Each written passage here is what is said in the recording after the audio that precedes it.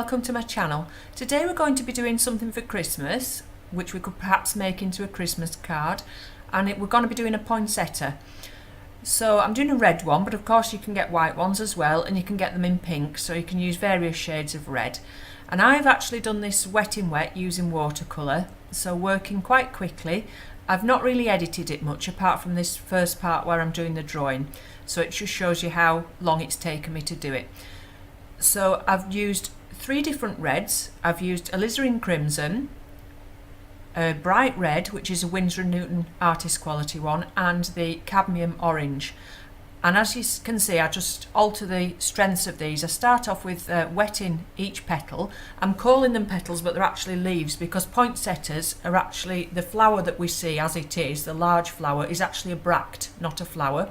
Those tiny centre ones, the little bits of yellow in the middle, they're the actual flowers. So these, the red that we see is actually, they're actually leaves, they're bracts, but I've sort of referred to them as petals as I'm doing them.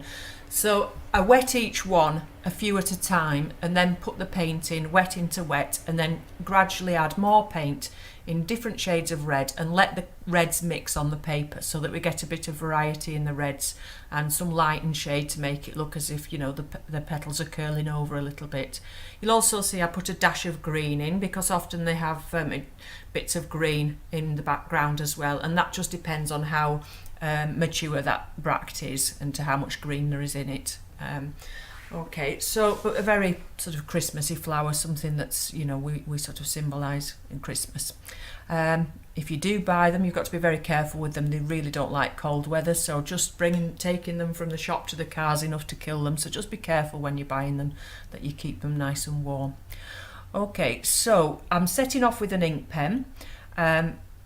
I use ink and watercolour a lot. I enjoy doing that because you can get a nice firm drawing before you start and put your watercolours on, and then you can just have fun applying the paint without worrying about losing that drawing underneath. But with flowers, I like to use quite a fine one, so it's a good thing to have quite a few different nibs with your pens, to have some thicker ones and some finer ones, because something like a flower, you don't want to be using a really heavy pen. So just doing I've speeded up the, like I say, speeded up the drawing using the pen. I did do some pencil guidelines first of all, and then of course rub those out.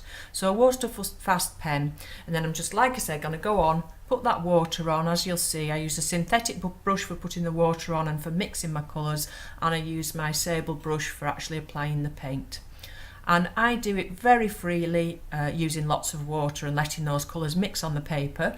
If you want it to look more precise, and if you want to put more of those veins in, and you want to be, you know, a bit neater than mine, then just use a lot less water than I do. That's the best way to go, and you can work wet on to dry as well, and allow it to dry in between if you want a more precise looking flower.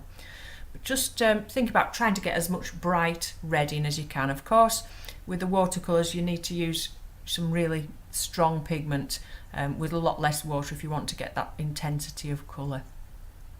So right towards the end, when I'm putting the reds in, I'm actually lifting the colour straight from the pan. You'll see me do that with the cadmium orange at the end. Okay, so one more thing before I go. I was just going to say I actually left the background white, and the reason for this was so that I could cut it out in Photoshop. So I've photographed the image and cut it out, so that you can then put it on a Christmas card or something like that. So you could do a background if you wanted to. You could do some more of the poinsettia bracts flowers behind, some more leaves behind, but I quite liked it so that I could just cut it out and perhaps put it on a card, maybe with some writing around it saying Happy Christmas, or a nice, you know, greeting, which you can do later on the computer. Okay, so thank you very much for watching. Enjoy the rest of the video, and if you have any questions, as usual, just ask me those in the comments below and I'll get back to you as soon as possible. Thanks for watching, and bye for now.